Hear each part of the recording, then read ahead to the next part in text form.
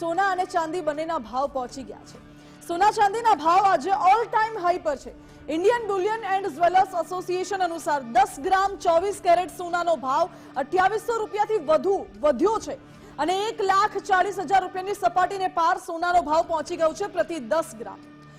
હજુ તો ગઈકાલે સોનાનો ભાવ 1,37,000 રૂપિયાથી વધારે હતો અને આજે 1,40,000 રૂપિયાથી વધારે થઈ ગયો છે। એટલે એક દિવસમાં લગભગ 2800 રૂપિયા જેટલો વધારો। આપ વિચાર કરો કે સોનાના ભાવમાં કેટલી ભારે ભરખમ તેજી આવી રહી છે। આ સાથે જો ચાંદીની વાત કરવામાં આવે તો ચાંદીના ભાવ પણ અત્યારે ઓલ ટાઈમ હાઈ પર જોવા મળી રહ્યા છે અને એક જ દિવસમાં 14,000 રૂપિયા જેટલો ચાંદીના ભાવમાં વધારો આવ્યો છે અને 2,57,000 રૂપિયાની આસપાસ ચાંદીનો ભાવ પહોંચી ગયો છે। ગઈકાલે ચાંદીના ભાવની કિંમત લગભગ 2,42,000 રૂપિયા પ્રતિ કિલો હતી અને આજે 2,57,000 રૂપિયાથી વધારે પ્રતિ કિલો ચાંદીનો ભાવ પહોંચી ગયો છે। એટલે કેટલા મોટા પાયે સોના ચાંદીના ભાવમાં ઉછાળો આવી રહ્યો છે। શું આવા સમયમાં સોનું કે ચાંદી ખરીદવું જોઈએ કે પછી હોલ્ડ કરવું જોઈએ કે પછી વેચી દેવું જોઈએ અને સાચો સમય કયો છે?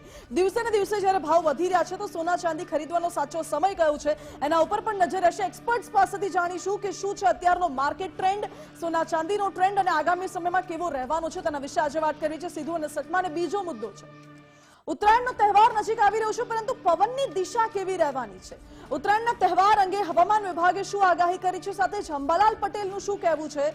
ઉત્તરાયણમાં પવનની દિશા એ લોકોની મજા બગાડશે કે પછી લોકોને મજા અપાવશે એ સવાલ અત્યારે ઉઠી રહ્યો છે। સાથે સાથે ઉત્તરાયણમાં ઠંડી કેવી રહેશે? અત્યારે આપણે જોઈ રહ્યા છે કે ઠંડીમાં સામાન્ય પ્રકારમાં થોડો ભેજ જોવા મળે છે અને શું ઉત્તરાયણના દિવસે પણ એ ભેજવાળો પવન રહેશે કે સૂકો પવન રહેશે? કેવો પવન રહેશે? દિશા કેવી રહેશે? એ મુદ્દે વાત કરીશું। હવામાન નિષ્ણાંત અંબાલાલ પટેલ સાથે પણ આજે વાત કરવી છે। બંને મુદ્દા વિશે વિસ્તારથી વાત કરીશું। સૌથી પહેલા શરૂઆત કરવી છે સોના અને ચાંદીની વધતી કિંમતોના સમાચારથી। ચાંદીની કિંમતમાં જાણે કે ફરી એકવાર જ્વાળામુખી ફાટ્યો હોય એટલો મોટો ઉછાળો આવ્યો છે। 1 કિલો ચાંદી આખરે 2.5 લાખ રૂપિયાના સ્તરને પાર કરી ગઈ છે અને એક જ દિવસમાં 14,000 રૂપિયા વધીને ચાંદી 2.57 લાખના સ્તરે પહોંચી ગઈ છે। इंडियन बुलियन एंड ज्वेलर्स एसोसिएशने नवा दर जाहिर કર્યા છે। ભારતીય બજારમાં 2.57 લાખના ઓલ ટાઈમ હાઈ સ્તર ઉપર ચાંદી પહોંચી ગઈ છે અને ટ્રેડ ડીલની અનિશ્ચિતતાથી ચાંદીમાં ટ્રિગર પોઈન્ટ દબાયો હોય તેવું માનવામાં આવી રહ્યું છે। આ સાથે જ સ્ટોક માર્કેટમાં પણ વોલેટિલિટીથી ચાંદીમાં તેજીનો માહોલ હોય તેવા અત્યારે અહેવાલો, રિપોર્ટ્સ મળી રહ્યા છે। જો કે હવે હાલના સમયમાં ચાંદીના ભાવ જ્યારે દિવસે દિવસે વધી રહ્યા છે તો શું ચાંદી ખરીદવાનો કે ચાંદીમાં ઇન્વેસ્ટ કરવાનો અત્યારે યોગ્ય સમય છે ખરો કે કેમ એ પણ સવાલ ઉઠી રહ્યો છે।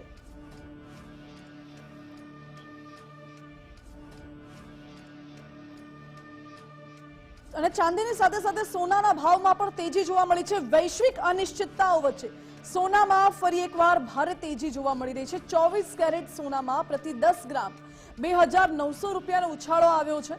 24 કેરેટ સોનું પ્રતિ 10 ગ્રામ 1,40,000ની સપાટીને પાર કરી ગયું છે। 1,40,000ના ઓલ ટાઈમ હાઈ સ્તર પર સોનું પહોંચી ગયું છે। ઇન્ડિયન બુલિયન એન્ડ જ્વેલર્સ એસોસિએશને આ દર જાહેર કર્યા છે। જાણકારી છે, રિપોર્ટ્સ છે કે જીઓપોલિટિકલ ટેન્શન વચ્ચે સોનામાં સતત તેજી આવી રહી છે। સ્ટોક માર્કેટમાં વોલેટિલિટીની સોના પર પોઝિટિવ અસર દેખાઈ રહી છે અને જેના કારણે સતત સોના અને ચાંદીના ભાવ વધી રહ્યા છે। અને આવી પરિસ્થિતિમાં શું સોના ચાંદીમાં ઇન્વેસ્ટ કરવું જોઈએ કે પછી જે ઇન્વેસ્ટર્સ છે તેમના માટે ટેન્શનનો સમય છે કે પછી અત્યારે હોલ્ડ કરવાનો સમય છે એ પણ સવાલો ઉઠી રહ્યા છે।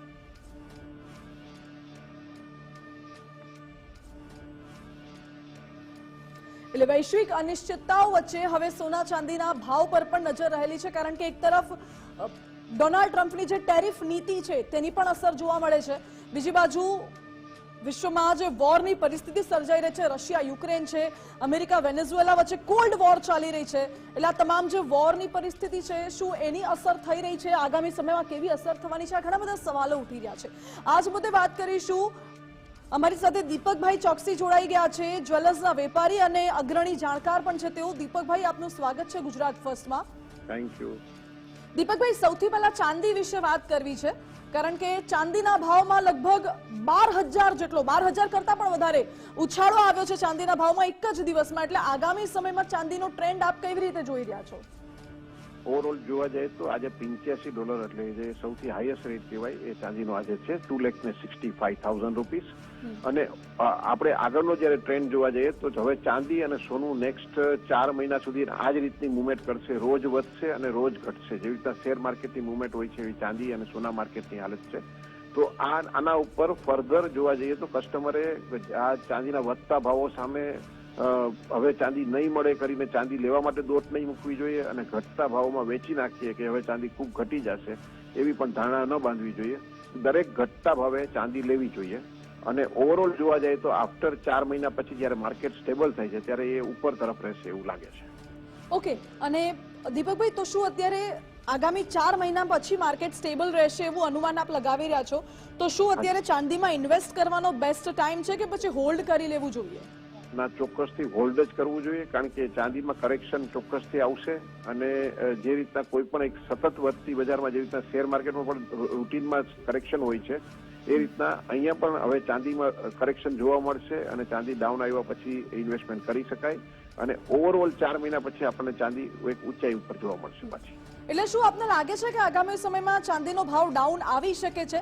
કારણ કે વર્ષ 2025માં પણ ક્યાંક એવી ધારણાઓ ઘણી બધી હતી કે કદાચ ભાવ ઘટશે, અને જ્યારે ભાવ ઘટશે ત્યારે ઘણા બધા લોકો વિચારતા હતા કે અમે ખરીદી લઈશું, પરંતુ એવો સમય ક્યારે યોગ્ય સમય આવ્યો જ નહીં. તો એ યોગ્ય સમય આવશે, અને જો આવે તો એને પારખવો કેવી રીતે કે this is the right time? Right છે. દિવાળી પહેલા જયારે દિવાળી ઉપર જે સોનાનો ભાવ હતો અને ચાંદીનો ભાવ હતો એ ₹1,89,000 ચાંદી પહોંચી ગયેલી હતી. ત્યારે પણ એવું ધારણા હતી કે કરેક્શન આવશે, ઘટાડો નહીં આવે પણ કરેક્શન આવશે. મારું આપણું જે સેન્ટેન્સ છે એનું આપ ધ્યાન રાખજો કે કરેક્શન આવશે.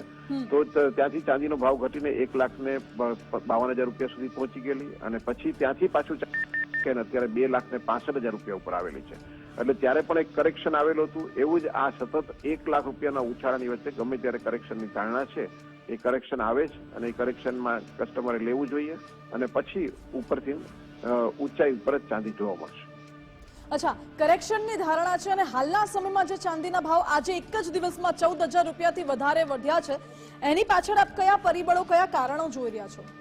3 કારણો છે.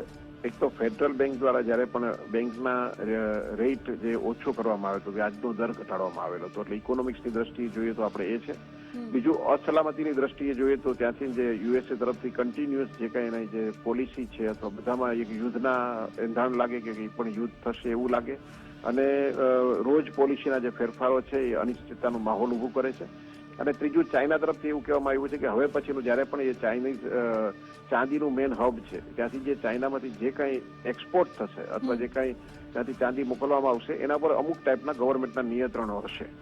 તો આ 3 વસ્તુ એવું બતાવે છે કે થોડી કોઈ શોર્ટેજ ઉભી થાય કે એવું, પણ એવી કોઈ મોટી શોર્ટેજ, એવી તરત જ કોઈ ડિમાન્ડ નીકળી પડે એવી કોઈ અમને લોકોને જ્વેલર્સને કોઈ દેખાતું નથી. અને ચોથું કારણ એમાં જોવા જાય તો સટ્ટો, આમાં જયારે પણ આવી વસ્તુ થાય ત્યારે સટ્ટો આમાં જોઈન્ટ થતો હોય છે.